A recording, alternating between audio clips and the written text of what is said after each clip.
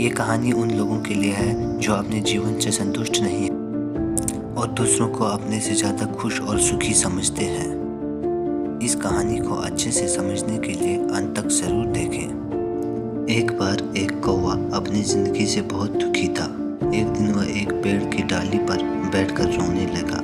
एक साधु उस पेड़ के नीचे बैठा था। तभी उस कौवे के आंसू की एक बूंद साधु के गाल पर गिरी।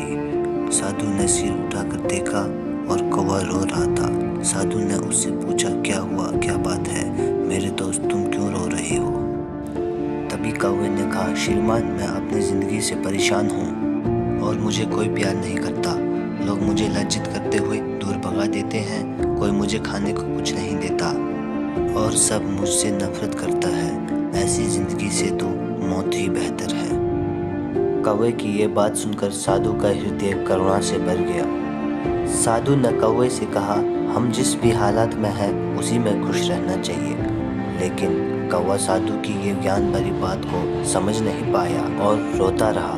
तब साधु ने ये कहा, परेशान मत हो, तुम मुझे बताओ, मैं अपने मंत्र से तुम्हें वो बना सकता हूँ जो तुम्हें पसंद है। साधु की ये बात सुनकर कौवा खुश हो गया और उसने कहा, हे धन्य पुरुष, यदि आप मुझ पर कोई उपकार करना चाहते हो तो कृपा करके मुझे हंस बना दीजिए।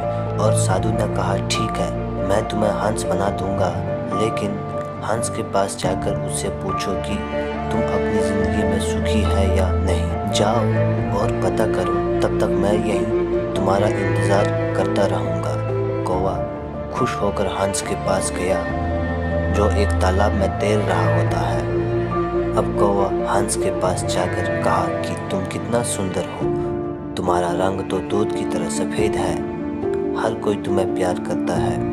हंस ने उदास मन से कहा कि मेरे दोस्त, मैं सुखी नहीं हूँ। इतने सारे सुंदर रंग है इस संसार में, लेकिन मेरे पास तो कोई रंग नहीं है, सफ़ेद रंग कुछ भी नहीं है। मुझे लगता है कि तोता दुनिया का सबसे सुखी पक्षी है, उसके पास बहुत सारे रंग हैं। ये सुनकर कौवा वहाँ से उड़ गया और तोते के पास गया। उसने तोते से कहा, भाई, तुम बहुत रंगीन और सुंदर हो, तुम तो दुनिया के सबसे सुखी पक्षी हो। अब तोते ने भी उदास मन से कह दिया, नहीं मेरे दोस्त, मैं सुखी नहीं हूँ। लोग मुझे पिंजरे में बंद रखते हैं। मुझे हमेशा इस बात का डर लगा रहता है कि मुझे कोई पकड़ के पिंजरे में बंद ना कर दे। मुझे लगता है कि मोर इस दुनिया का सबसे सुखी और सुंदर पक्षी है और मोर मुझसे ज़्यादा रंगीन भी है। ये सुनकर कौवा मोर की तलाश में इधर उधर उड़ने लगा। काफ़ी देर खोजने के बाद आखिरकार उसे मोर मिला जो एक चिड़ियाघर के पिंजरे में बंद था। कौवे ने देखा कि हजारों लोग मोर को देखने के लिए इकट्ठा हुआ था।